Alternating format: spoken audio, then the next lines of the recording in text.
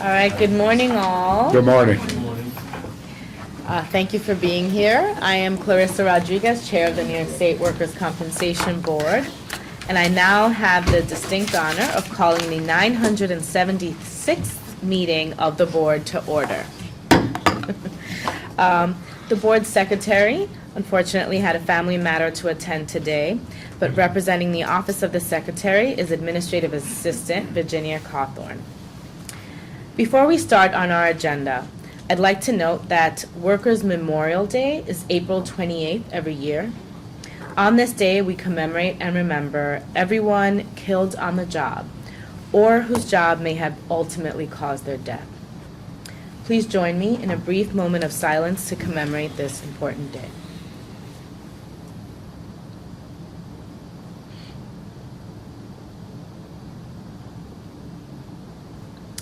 Thank you.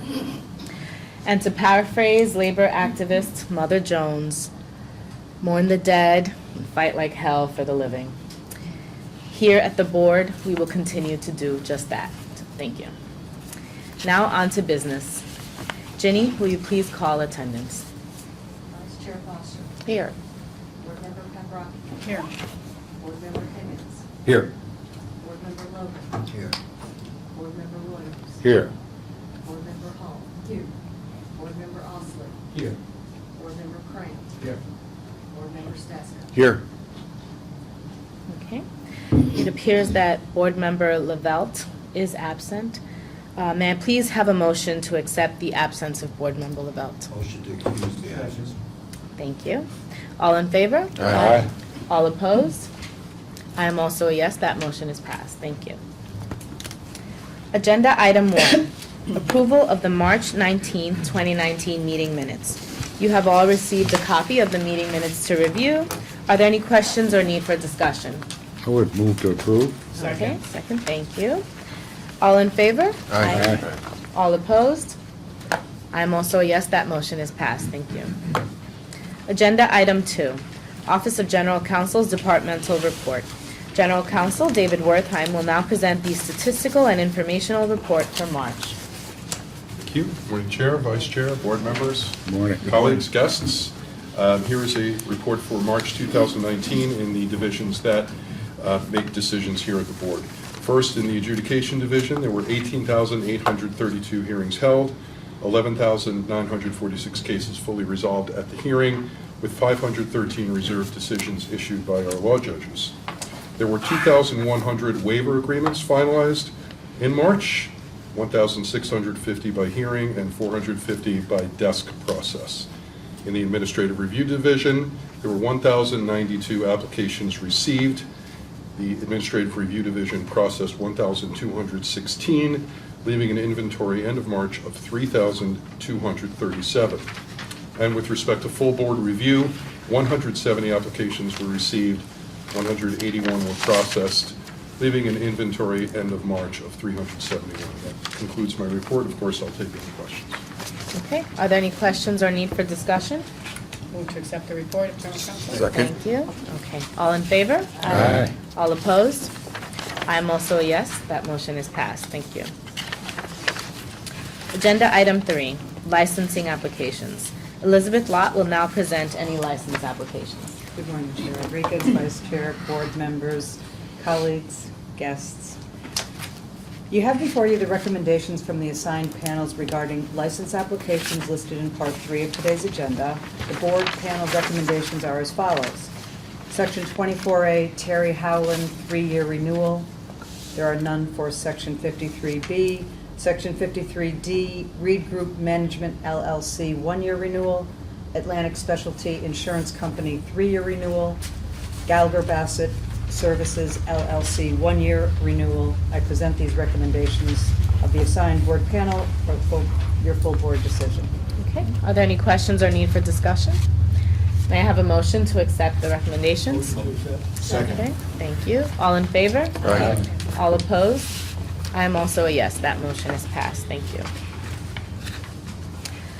Agenda item 4, legal appeals. Our General Counsel, David Wertheim, will now present the recommendations concerning decisions by the Appellate Division. Thank you again.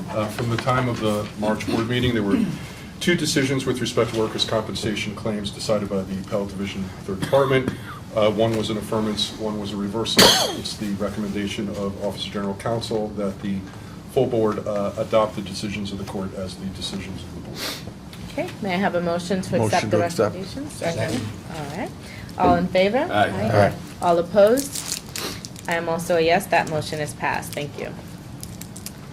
Agenda item 5, mandatory full board review. 5A, Rock Group New York Corporation, case number G1910047. Is there a motion with respect to 5A on the agenda? Yes, Madam Chair, I move that the opinion of the majority be adopted as the opinion of the full board. Okay, is there a second? Second. Are there any recusals in this matter? Is there any opposition to the motion? Yes. Yes. Okay. In light of the opposition, I call upon the secretary for a roll call vote. Board Member Osler. Yes. Board Member Logan. Yes. Board Member Higgins. No. Board Member Hall. Yes. Board Member Williams. No. Board Member Crane. Yes. Board Member Pambrocki. Yes. Board Member Stasko. Yes. Vice Chair Foster. Yes. Chair Rodriguez. Yes. Motion is carried 8 to 2. Okay, thank you. 5B, Kistner Concrete Products Incorporated, G0737518. Is there a motion with respect to 5B on the agenda? Yes, Madam Chair, I move that the full board review be denied. Okay. Is there a second? Second. Are there any recusals in this matter? Is there any opposition to the motion? Okay, in light of no opposition, all in favor? Aye. All opposed? I am also a yes, that motion is passed, thank you. 5C, Hedgewood Assisted Living LLC, case number G1696166. Is there a motion with respect to 5C on the agenda? Yes, Madam Chair. I move that the opinion of the dissent be adopted as the opinion and decision of the full board. Is there a second? Thank you. Are there any recusals in this matter? Is there any opposition to the motion? Okay, seeing no opposition, all in favor? Aye. All opposed? I am also a yes, that motion is passed, thank you. 5D, Watson Services Incorporated, case number G0976224. Is there a motion with respect to 5D on the agenda? Yes, Madam Chair, I would move that the dissenting opinion be adopted as the opinion of the full board. Is there a second? Second. Okay. Are there any recusals in this matter? Is there any opposition to the motion? Yes. Okay. In light of the opposition, I call upon the secretary for a roll call vote. Board Member Pambrocki. No. Board Member Logan. Yes. Board Member Williams. Yes. Board Member Higgins. Yes. Board Member Stasko. No. Board Member Hall. Yes. Board Member Crane. Yes. Board Member Osler. No. Vice Chair Foster. Yes. Chair Rodriguez. Yes. Motion is carried 7 to 3. Okay, thank you. 5E. Sorry, now I'm confused. We're on 5E, right? 5E. Yeah. 5E. 5E. Oh, look, I must have done something to it here. Okay. Matrix absence is what you have, right? Yes. Okay. Matrix absence management. Case number G1953353. Is there a motion with respect to 5E on the agenda? Yes, Madam Chair, I would move that the majority opinion be adopted as the opinion of the full board. Second. Thank you. Are there any recusals in this matter? Is there any opposition to the motion? Okay, seeing no opposition, all in favor? Aye. All opposed? I am also a yes, that motion is passed. 5F, Buffalo State College, case number G1753398. Is there a motion with respect to 5F on the agenda? Yes, Madam Chair, I would move that the dissenting opinion be adopted as the opinion of the full board. Second. Are there any recusals in this matter? Is there any opposition to the motion? Okay, seeing no opposition, all in favor? Aye. Aye. All opposed? That motion is passed. I am also a yes, thank you. 5G, WF Bruin Rescue Squad. Case number 50414586. Is there a motion with respect to 5G on the agenda? Yes, Madam Chair, I move that the opinion of the majority be adopted as the opinion of the full board. Is there a second? Second. Are there any recusals in this matter? Is there any opposition to the motion? Yes. Okay. In light of the opposition, I call upon the secretary for a roll call vote.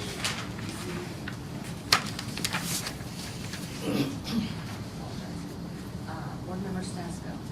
No. Board Member Higgins. Yes. Board Member Hall. No. Board Member Osmer. Yes. Board Member Logan. Yes. Board Member Craig. Yes. Board Member Pepper. No. Board Member Williams. Yes. Vice Chair Foster. Yes. Chair Rodriguez. Yes. Motion is carried 7-3. Okay, thank you. 5H, Excelis Incorporated, case number G1737784. Is there a motion with respect to 5H on the agenda? Yes, Madam Chair, I move that the dissenting opinion be adopted as the opinion of the full board. Is there a second? Second. Are there any recusals in this matter? Is there any opposition to the motion? Yes. Okay. In light of the opposition, I call upon the secretary for a roll call vote. Board Member Frank.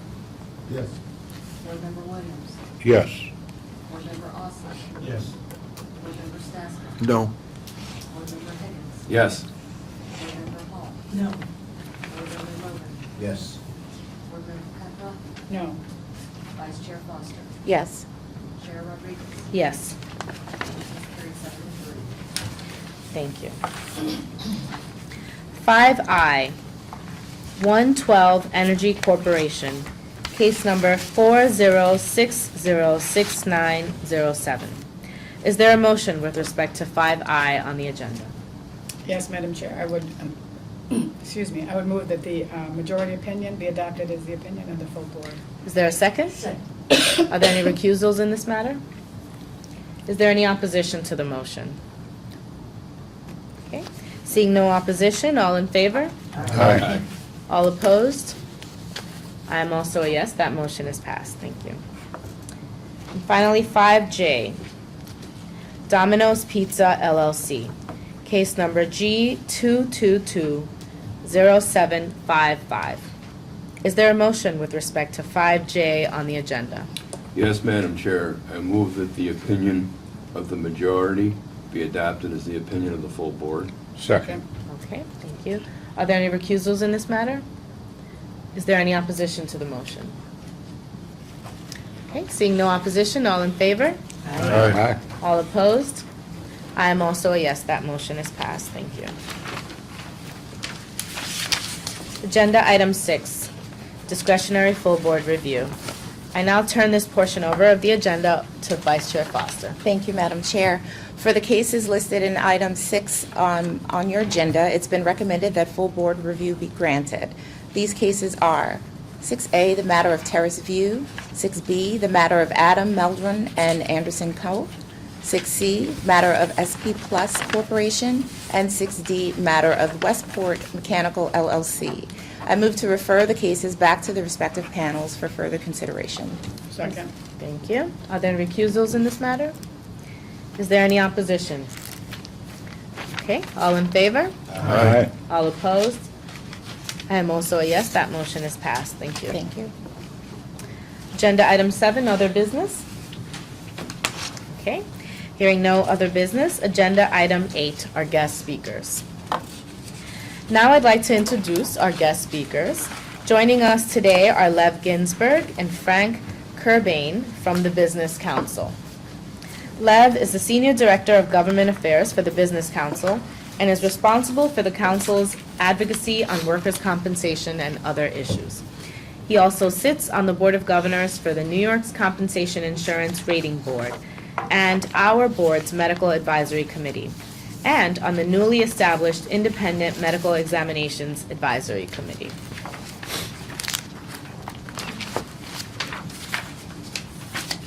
Lev will introduce us to Frank, who is Director of the Center for Human Resources at the Business Council and will be taking over workers' compensation there.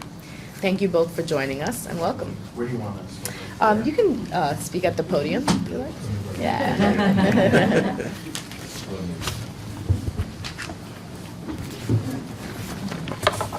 Thank you, Madam Chair.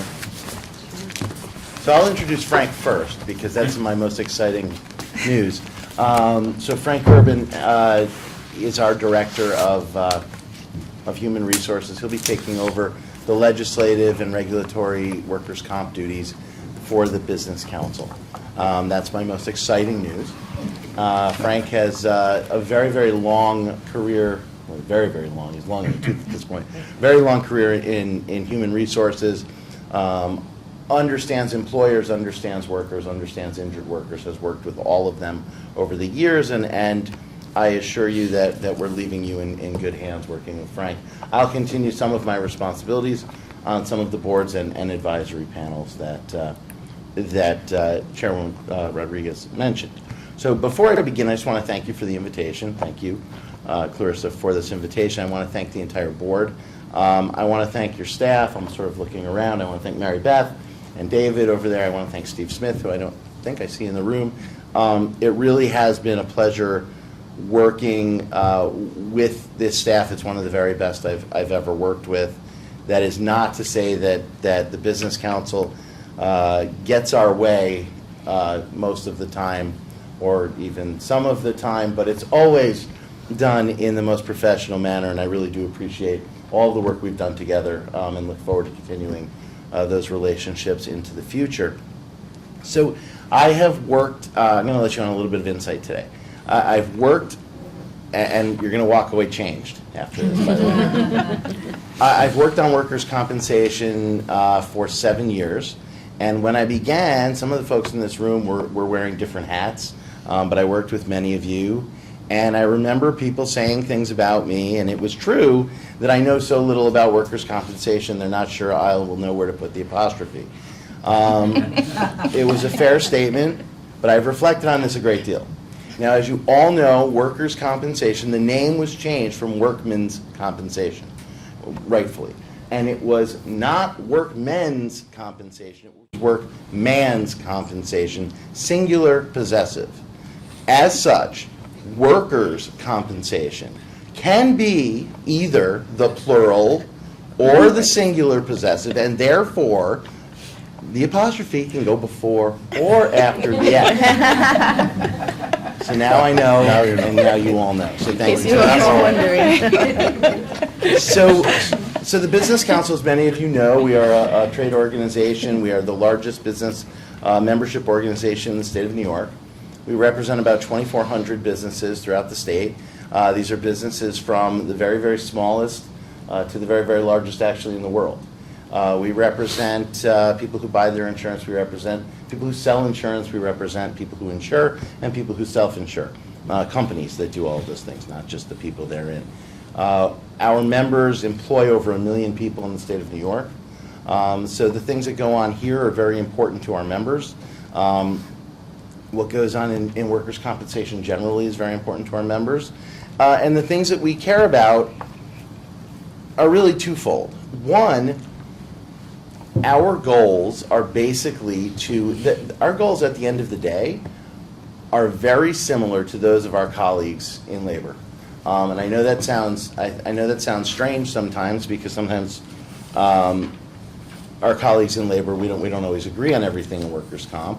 And I thank them, by the way. I thank Mike and I thank Joe and Art before Joe, for the work that they do too, and the candor that they often have had, and the passion with which they advocate for their members. And as I said, we don't always agree, but I think our ultimate goal is identical, and that is we want to limit workplace injuries as much as possible. We'd like to get to a point where there are none. Frankly, we'd like to get to a point where you're all obsolete and out of work. Well, I don't know if labor would ever say they want you out of work, but we would like workplace injuries to be a thing of the past. And I think that we all would totally agree that we want the very best medical care, medical treatment, and the quickest possible return to work of injured workers. And on those things, there really is no daylight between our positions. How we get there, sometimes, obviously, we don't always totally agree, and a lot of that revolves around a simple thing, which is cost. I represent the payers. It's not a complicated, it's not a complicated equation. It is, in many respects, zero-sum game. What comes out of our pocket goes into someone else's pocket. What comes out of someone else's pocket stays in our pocket. And these are difficult issues, and they're not always completely black and white, and quite frankly, they're not always the big bad corporation behind a veil, that is going to have a difference of a few $1,000s on a balance sheet. Oftentimes, most businesses in the state of New York are small businesses. Most of the time, these could be make or break issues, with the way that premiums increase or decrease. It really is sort of the take home for a small business person who's maybe making $25,000 a year. When there's a $2,000 fluctuation in premium, I mean, that really is the difference in someone's life. So they're difficult issues, but we continue to sort of work forward, and I think that we've made some significant progress. I think working with the board and with others, we were able to come up with some, pretty good reforms over the last several years, starting back in 2012, working our way through 2017, where, I would say I certainly did not achieve all of my goals and get everything that I wanted to bring the system back into balance the way that we see it. But I think that we took some important steps forward. And I think that creating impairment guidelines, was a very big step forward. I think they could have used a little bit of tweaking, but that's me from sort of my vantage point as well. And what we've seen that follows is that we've had 2 years of rate decreases in workers' compensation year to year after, I think it was 8 years of increases, which was a very welcome thing for employers throughout the state of New York.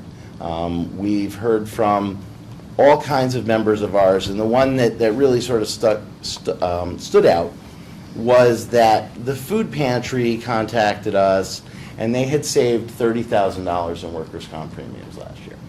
That is, I'm trying to remember the number that they gave me exactly, but it was bordering on 100,000 meals for folks in need. And, it's rewarding to hear those kinds of translations. My wife works in the not-for-profit world. I can tell you also their comp rates have gone down at her employer and others.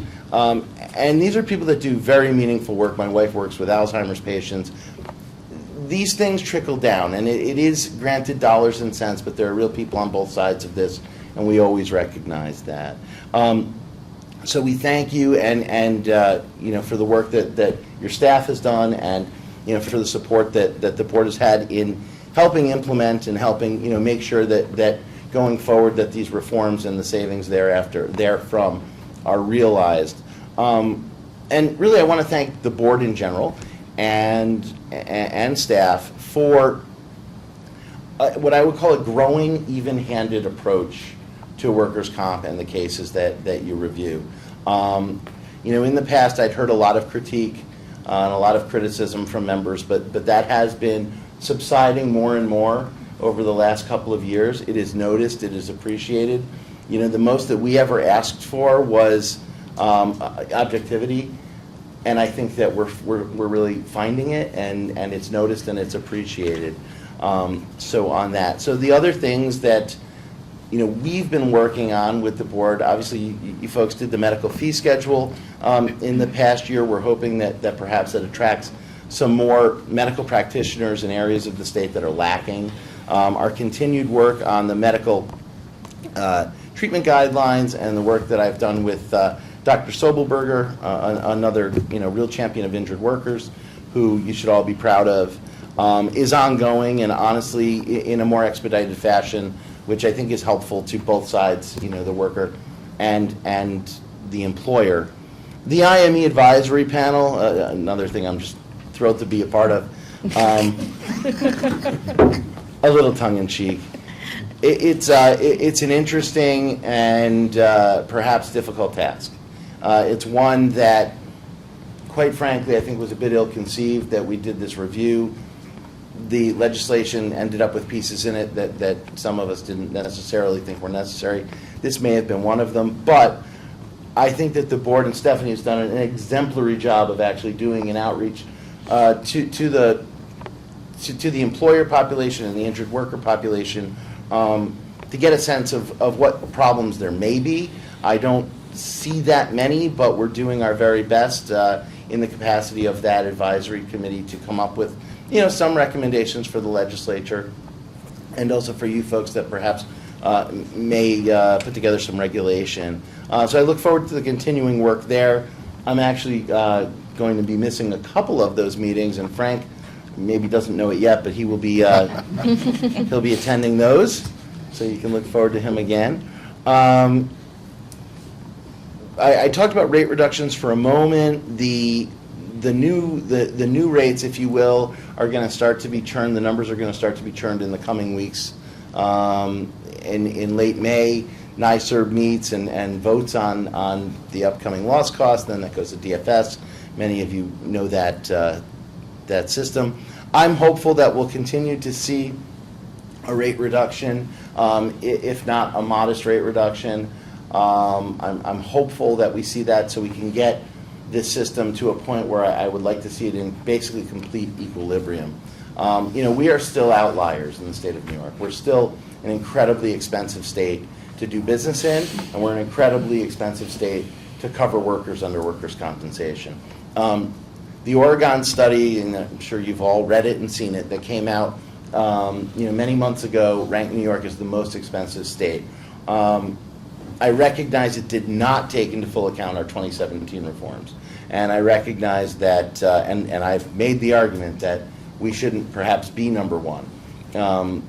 But we would still be in the top 5. And, that's not the head of the class that I necessarily want New York to be in. We have enough things driving business the wrong direction, especially in upstate New York. So we're not looking for new and exciting ways to sort of help sort of push folks out. And I think that, that should be our goal. We should look to reduce costs and then look to have it flatten out so there's stability. So a company can decide or not decide. They can sort of plan. We spent X amount this year on workers' compensation coverage. We expect to spend just about the same next year instead of sort of a bouncing up and down. So we look forward to that. Have a number of concerns sort of going forward that are pertinent to workers' comp. A lot of them are going to be work that Frank will be doing or Frank has already been working on, and certainly we work in tandem on a lot of these issues and probably will continue to do so. As I mentioned before, we are seeing a lot more sort of fairness coming out of the board, but listen, my job is I pick up the phone and I get people who aren't always happy. A lot of people don't call me and say, "Great job, Lev." That's not, you probably all have the same experience in life. They call and they tell me what the problems are. So we are still hearing about a certain imbalance at some of the hearings. We're looking forward to, that getting better over time. Judges being perhaps a little bit more fair on the side of an employer when it comes to what's being allowed in as evidence, etc. But probably the biggest thing that I'm most concerned about at the moment is bills that are churning through the legislature as we speak that would have a very detrimental effect, not just to our position as employers in the state, but to the workers' compensation system in general. Listen, there's 12,000 bills introduced in the legislature. That's a lot of stuff. That's a lot of stuff that's boring and they have to read through. But in the old days, and the old days are last year, we had a split government. We had 2 parties. We had each house controlled by a different party, different philosophies. You had a decent sense that at very least you had a shot at sort of stopping oncoming trains sometimes. It wasn't always easy, but it was a possibility. there's a sense these days with one-party rule that things will flow through the legislature with more ease, things that are maybe not necessarily bills that I would have wanted to see come. So we have a heightened concern about some of the bills that are out there that maybe I wouldn't have had in the past. And so one in particular is, it's a one-house bill, and I hate to give it more attention than it's due. But in this environment, it can become a two-house bill in almost, in any time. It's it's 7045, which was introduced by Assemblyman Bronson from Rochester. The Assemblyman, many of you are familiar with him. He knows a great deal about workers' compensation, understands the system, understands labor in general. He had been a staffer on the Labor Committee years ago. I was actually surprised that he sponsored a bill that was this sort of profound in what would be its effect on the system. If something like this ever passed, costs would, I don't know how to venture a guess, if they would triple, if they would quadruple, but it does dangerous things. It unfolds the grand bargain. The bargain that was, I think 104 years at this point. Anyway, know the history. It basically gets rid of exclusive remedy in certain situations. I just think that bills like this are a bit myopic. I think that at the end of the day, they ignore the fact that pendulums swing, that politics change, that government changes. If we undo the grand bargain today, I can't promise that it wouldn't be a terrible thing for injured workers tomorrow. I just think that we need to begin safeguarding sort of these grand gestures, against these grand gestures. We need to be careful that if we're going to make any changes in comp, we do it like we've been doing. We do incremental changes. We do things that we can test, that we can modify. We don't change the system overnight. It's dangerous, and it will lead to, honestly, it will lead to a severe loss of jobs in places that already don't have enough. The couple other things that I think we should be paying attention to generally, one is paid family leave, bereavement leave. I know that the board doesn't have a lot of work to do on that, except it falls under the workers' compensation law. I know the staff actually has a lot of work to do when it comes into play. Last year there was a bill that passed both houses that created a bereavement leave. Conceptually, the Business Council does not have a lot of problem with the idea of bereavement leave. Most of our members give some form of bereavement leave to their employees, and we recognize that both sponsors had family, terrible family losses, quite frankly. And so I think that we understood sort of the emotion involved in passing it in both houses. But we also fully understood the veto that the governor issued on the bill because it was not well drafted, let's say. And it allowed for basically bereavement leave. Was it 8 weeks, Frank, originally, and then up to 12? 8 weeks of leave, up to 12 as the bill progressed, for folks who lost a family member as wide as a grandparent and step-grandparents, I believe even, with no date to the time of loss. My grandfather passed away 13 years ago. I could have taken bereavement leave right now, and frankly, I could have taken it next year too. Bad bill, just poorly drafted. So we've been working with the governor's office a bit in the past in conversations, and now the bill has been reintroduced, and we've been speaking with one of the sponsors about it. We have some ideas that we've shared that would rein this in to something that is much more workable for employers, and frankly makes a lot more sense and gives folks the leave that they would need, around the death of a loved one. But within the bounds of reason, and one where the policy would probably not cost $12,000 annually, which I think is probably important. And the other thing I wanted to mention, and this sort of goes hand in hand with what I was saying before about the goals of organized labor and the goals of the Business Council being identical when it comes to trying to keep workers from injury, and then if that happens, to make sure that they get the best care. Scheduled rating, I think, is something that is proving more and more to make sense. We have made attempts back in '07 when we did reforms as well, to try to take the Department of Labor and put them in the mix to create safety programs. That wasn't there wasn't a very large response. And Labor sort of never set up, DOL never really set up the program. Scheduled rating sort of does the same thing but puts the market at play, which I think always works, or often works. And it allows for, most of you know what it does, it allows for insurers to, have some flexibility in their rates. So basically, you're rewarding people with safer workplaces, and you're charging more for people with less safe workplaces, and you're giving a little bit more room to do that. I think it incentivizes safety, it incentivizes safety programs, and it rewards safety.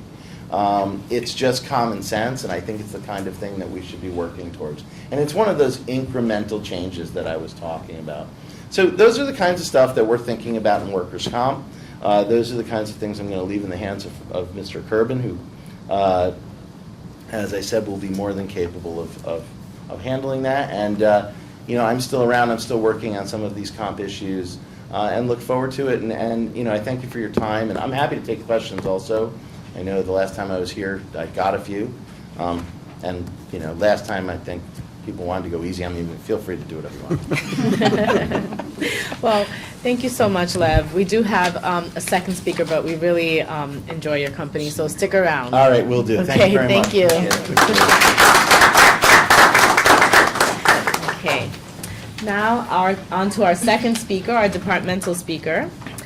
I am pleased to welcome Advocate for Injured Workers Joe Cavalcante. Joe helps injured workers on the most complex claims and also handles all fatality claims. His job is to make certain injured workers get the lost wages and health care they need. Prior to this position, he was an agency spokesperson for more than 10 years, representing the board publicly and writing many of our publications. He's also the board's point person on World Trade Center issues. Before joining the board, Joe's broad work experience includes teaching as a college instructor and positions in health insurance, the software industry, and at FEMA. He has written for dozens of publications as well. Joe holds an MA from SUNY at Albany in literature and literary theory, and a BA in English and psychology. Thank you, Joe, for being here. And given your background, can you confirm or deny what Lev was saying about the apostrophe? Fascinating stuff. As the advocate for injured workers, no. I cannot confirm or deny. So I guess I'm the closer. Thank you for having me very much. Good morning, Chair, Vice Chair, board members, and good morning to colleagues and guests. It has been my honor to serve as the advocate for injured workers since October. There's myself, but there's an office of staff as well. They are seated from Neil down. That's us. Thank you for being here. I have to begin by acknowledging the contributions of Ed Ruff. This is going to be the first report in maybe 20 years not given by Ed. I speak to Ed. Ed wants me to send you all his regards. He established the office and the protocols and what we do. And for the 10 or 11 years before I took this position, I was a spokesman, and I was pretty much Ed's backup or understudy. I traveled the state with Ed. I learned the system from Ed. Actually, as long as I'm here, I would like to acknowledge the other person who taught me the system. I knew him before he was our general counsel. And yes, the two of them taught me the system. When you're a spokesperson, you can be called upon to speak on any aspect of workers' comp. And today, paid family leave as well. So it serves one well to pay attention, especially when you have a guy like Ed with you. We have two primary responsibilities in the Office of the Advocate for Injured Workers. And here's your departmental report. On the one hand, we do public education. We speak to almost any type of stakeholder in the workers' comp and now paid family leave arena. We do it publicly, and I also mean we do it in person at a meeting or a training. We also do it remotely via a webinar. We're very available and accessible, and I'm going to speak more about that in a moment. What I'd like to talk right now about is the other primary responsibility. This group and myself, last year, and for many years in a row, we fielded about 10,000 contacts from the world. Injured workers, but other interested parties in the system, other parties who have something to do with the flow of benefits to an injured worker. We take calls. That's the preponderance. We take phone calls, but we also answer emails to the public email box, which does get used many times a day. And we also handle inquiries from legislators who are speaking on behalf of usually an injured worker, and inquiries that are addressed to the chair directly. We tend to focus on the most complex claims, the most difficult claims, because those are the ones that come to us where people need some help. We're also involved in all fatality claims.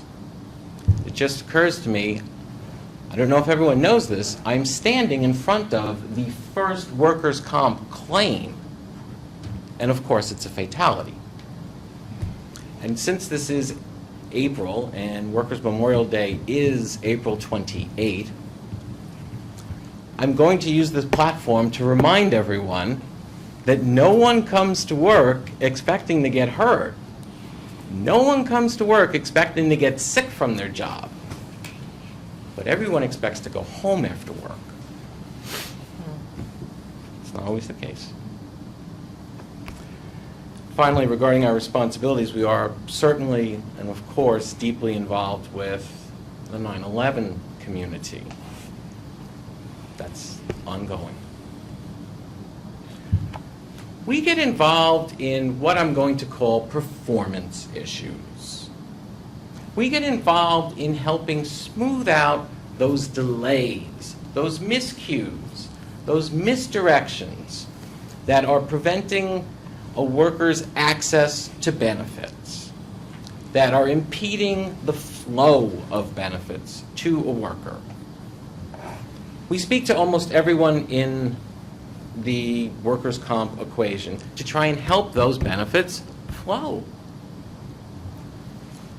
For example, we all know in the office, and we all remember the message that was left to us by a worker who was thrilled, over the moon, happy, because he was going into surgery.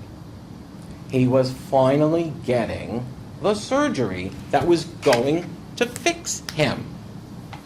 And he credited us, well, me being in the us is a little bit of a stretch, he credited the people over there whom he called angels for sticking with him and fighting and getting the surgery. If it was a lawful benefit, it was just hung up. That's what we do. Very recently, we were all thrilled when a worker finally got a piece of durable medical equipment repaired. I'm being a little bit vague on details here for privacy's sake, but this worker had a piece of durable medical equipment that was absolutely essential to his daily living that needed repair, and brought it to a provider for repair. 6 months later, the worker reached out to a senator who reached out to us. So we're coming in 6 months later. It took us 2.5 weeks to unwind this one. I'm not happy that it took 2.5 weeks, and I'm not saying we did anything wrong. it took us a good 2 weeks to figure out who are all the players in this equation here. You had a provider, you had a benefit manager, you had a payer. They spent 6 months talking about codes, forms, costs, maybe something else. But they spent 6 months doing it. When we got involved, I think we tipped the scales because we did 2 things. The first thing that we did was we reminded everyone that a worker was waiting 6.5 months by that point for a repair to commence. And then the other thing I think that really helped was we said to the payer, who was explaining all the coding and this and that and the other thing, we said to the payer, have you ever spoken directly to the provider of the service? And the payer said, no. We said, are you violating any protocol if you do? The payer said, no, but I don't even have a contact there. So we said, do you have a pen? We gave the name, the number. 2 days later, they're telling us, hey, nice going. Everything's clear. We worked it all out. Repair should be concluded by the end of the week. These are what I mean by performance issues, where it's not a legal issue, because we almost never have a legal issue. We are not in the same world that you are as board members. We're just in the world of helping the claims move forward. We have to listen when workers call. We hear the tale. We listen for something that's being missed. Is there a benefit that's being missed? Was there a misstep that we hear that they don't know about? So in one case where I'm thinking of, when an offhanded comment about, I could not get a degree of disability from the doctor. Okay, so we look it up. We see in the file, it's clearly noted, yes, there's this much of benefits that have been paid, but there's this period of time where they weren't. We call the doctor. And the doctor says, staff obviously, says, oh yeah, we have that. We just didn't send it in. So then we say, well, could you please put it on this form, not that form, and would you please send it in? Of course they do. And of course, then benefits begin to flow.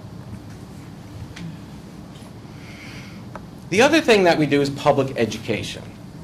We will speak to workers and their advocates. We speak to union leadership, union membership. We speak to occupational health clinics. I'm honored that I'm assuming the seat that Ed had on the advisory panel of the local clinic. We speak to insurers. We speak to employers, usually in conjunction with the advocate for business.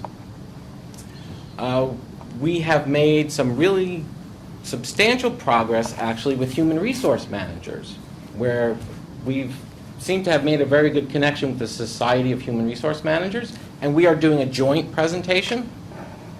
This is where I have to thank the members of this board, because when I was appointed to this role, every one of you reached out and congratulated me and offered your help and your support, and I absolutely have taken you up on it, and your help has absolutely opened doors to me and made introductions and gotten me in front of the public.